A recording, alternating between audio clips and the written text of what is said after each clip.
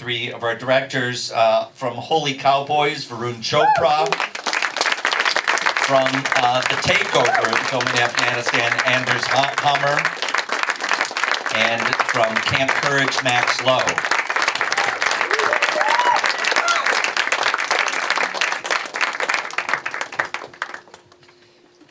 And again, we don't have Zanyar here from Carpenter, do we? No, okay.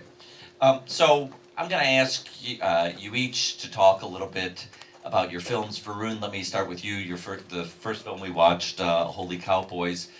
What brought you into the world of these young men trying to save cows, swept up in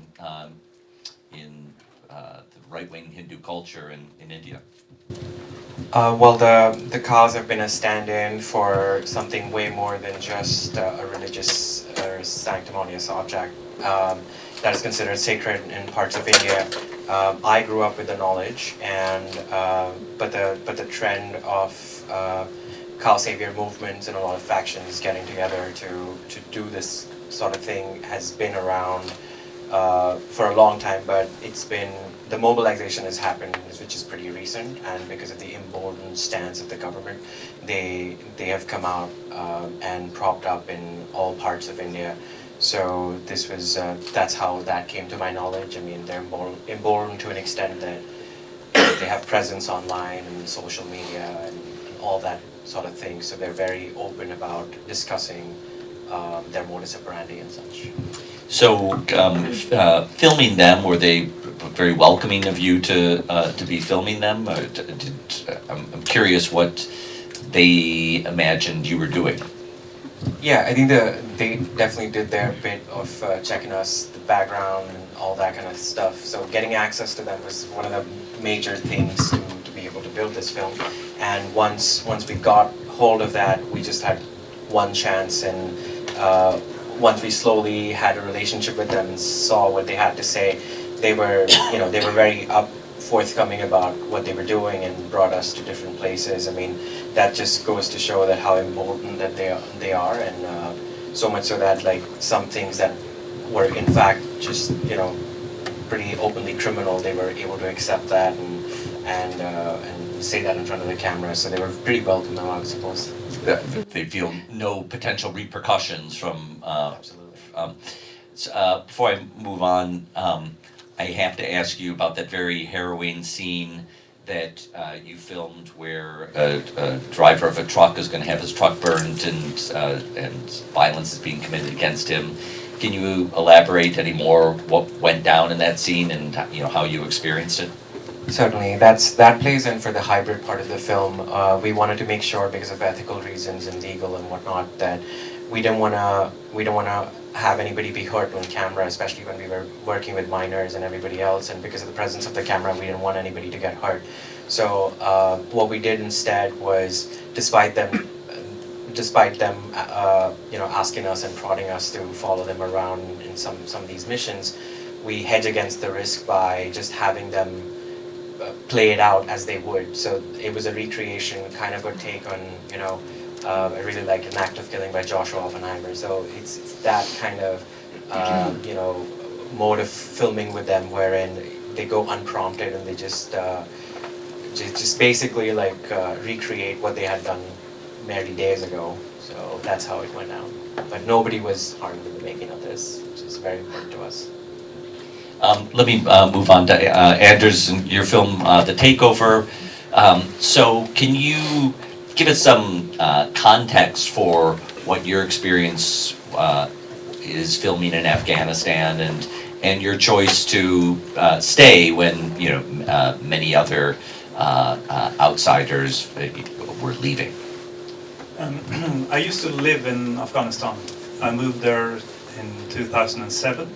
And I lived there for 6 years permanently, working as a journalist and starting making documentaries. And I continued going back every year after that. At that time it was a very brutal war between Western and Afghan forces on one side and then the Taliban on the other side. We also met and made a documentary on Taliban before in 2015. But when they came to power in 2021, I was very sure that I wanted to make a documentary about how their rule would affect the human rights in Afghanistan, and especially women, because I was very sure that they would be affected the hardest. And then I had an idea of following 3 different groups. I wanted to follow Taliban themselves, the men. I also wanted to follow the women who support Taliban, because had tried to get in touch with them before, and this was the first time I had the chance to get sort of close to them. I think you can see also in the movie that that was also a problem and became a bigger challenge, because they were controlled by others. And then I wanted to follow the women who were resisting and trying to resisting Taliban, the ones you saw in the streets demonstrating. The last time we two spoke together, we talked about the documentary I made in Hong Kong, where I followed the protesters during the democracy protests in 2019 and 2020.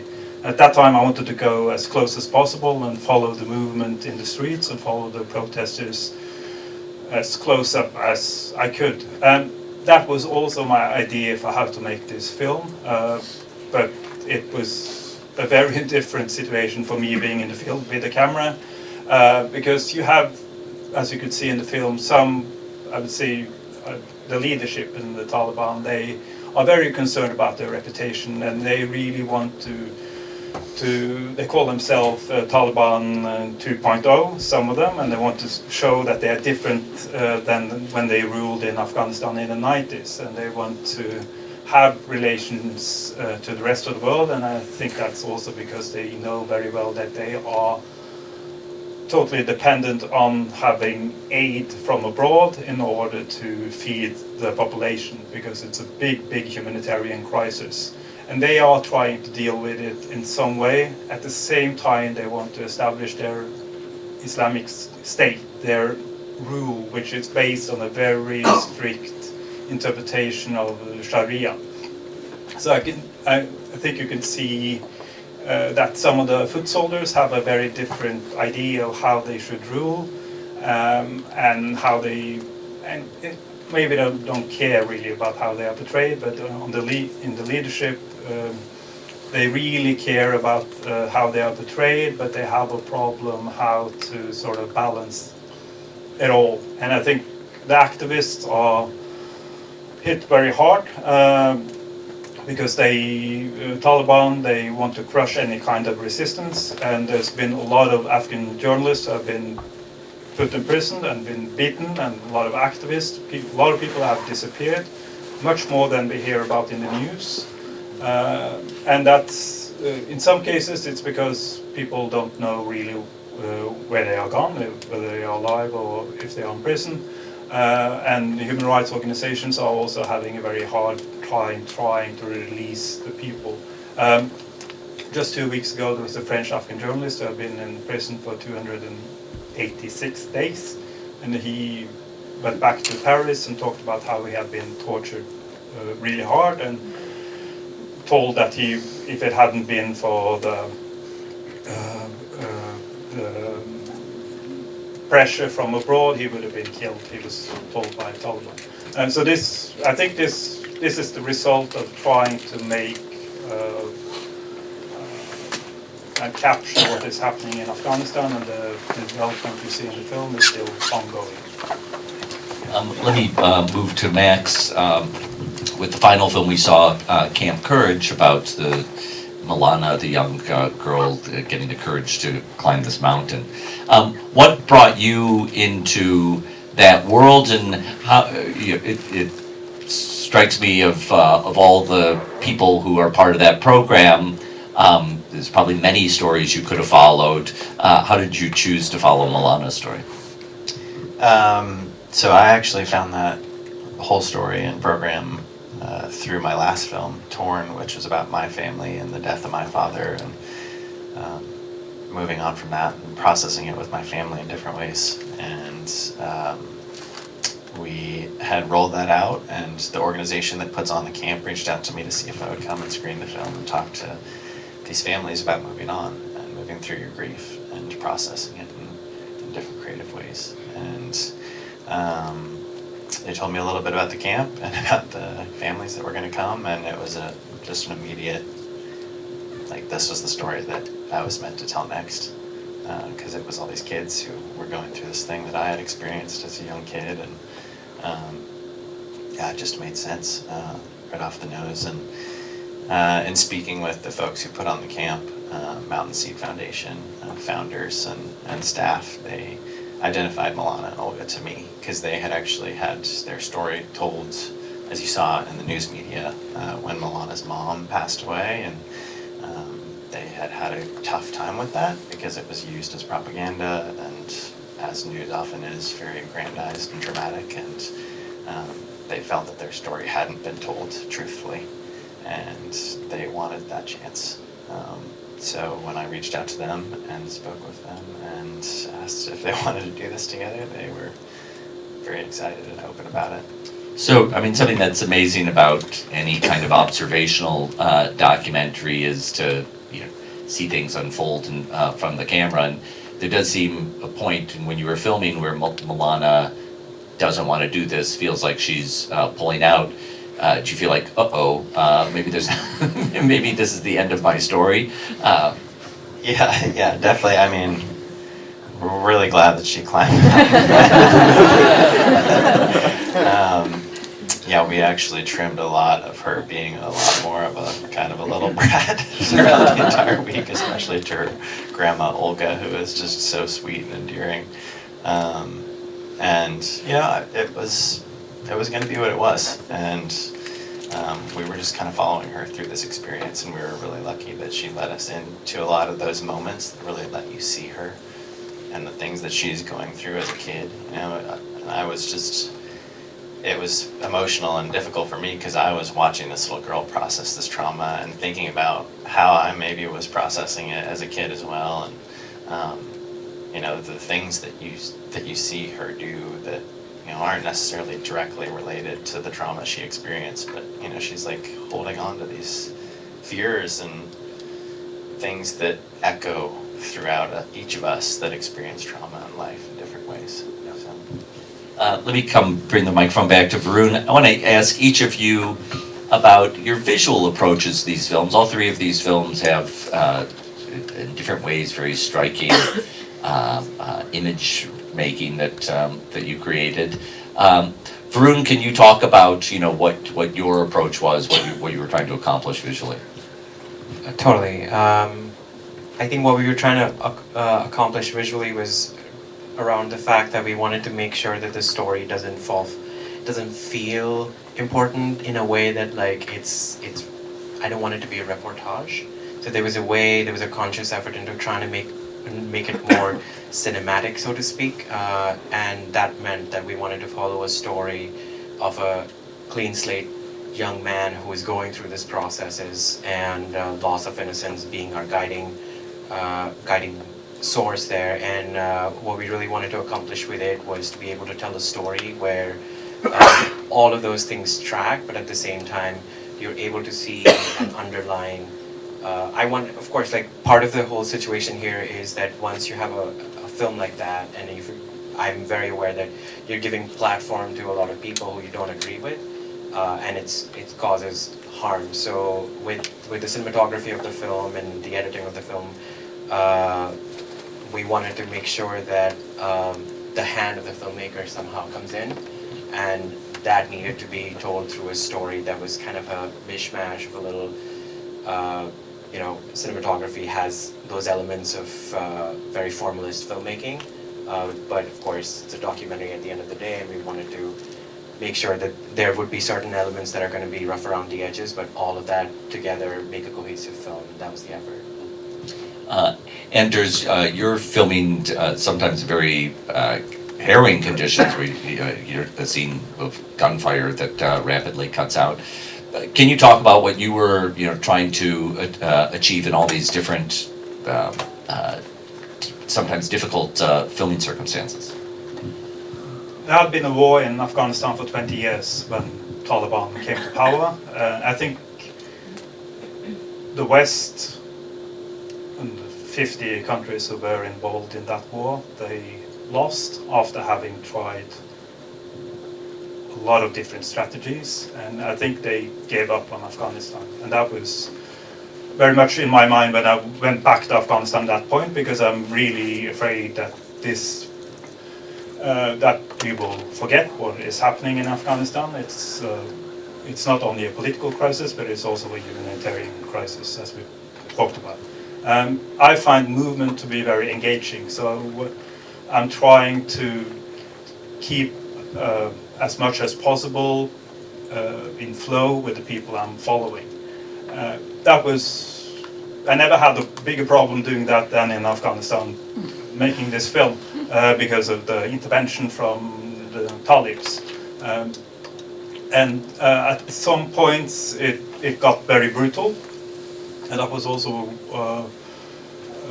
difficult in many ways. They were beating people in the streets, they were beating these activists we are seeing in the film. They were crushing cameras, and they were rounding us up several times, like during all these big demonstrations. A lot of people were taken into arrest, and we knew that it was very uncertain how long that would last. And it was also a challenge how to protect the people I met, and also to keep the footage from the different events, because they were trying to raise, and as people were having also guns put to their heads, and having to raise everything on the mobiles, that were filmed with mobiles and on the cameras. So this was it was a very tricky setting, but I still believe in movement, and that's what I'm aiming at, getting as close as possible, also trying to get as close as possible to the Taliban, to hear how they are making their own state, and also to try to see how they are actually ruling the country and how they want to be perceived by the rest of the world. And so that was my try. And so Max, as I wrap this up, when I, having watched this fresh just now, I think of these kind of grandiose images of the mountain, and then I think of these kind of intimate close-up images of the girl's severed leg. And can you talk to me about some of the things that you were trying to capture in this film? Yeah, I mean, I knew that we were going to be in this beautiful environment, and they were going to be experiencing that, so allowing the audience to experience that along with them visually, and painting a picture of what that looks like, I think was very important. But I think the main thing that I really wanted to convey through the visual approach to this was intimacy, and just being there with them in these moments where it felt like you shouldn't be there almost, but they were allowing us as a film team, and allowing the camera to be there to see these moments that are hard moments and difficult in ways, but also just beautiful and quiet. And I didn't want to push anything. I had an amazing crew, the Austrian DP that I worked with, and a Ukrainian producer and AD, and we just kind of fell in with Milana and Olga from day one, and we're very close with them the whole time, and it allowed us to get this visual closeness with the subjects, and experience everything that they were experiencing in a very fluid way. And I think that it turned out just as I'd hoped. So, yeah. Well, we're extremely grateful to all three of you for your films. Again, the 4 films that you've seen today are part of the DocNYC shortlist. I hope you get to see more of those programs here at the festival. Also, if you're interested in short filmmaking, we have over 100 short films at the festival this year. If you can't see more in the theater, they're on our online platform through Thanksgiving weekend. You can buy an online pass to watch all the shorts in the program. If you have specific questions for any of the filmmakers here about their films, you can step out in the hallway and continue those conversations. Thanks very much for being here, and especially to Max Lowe, Andrews Hammer, and Christine Choko.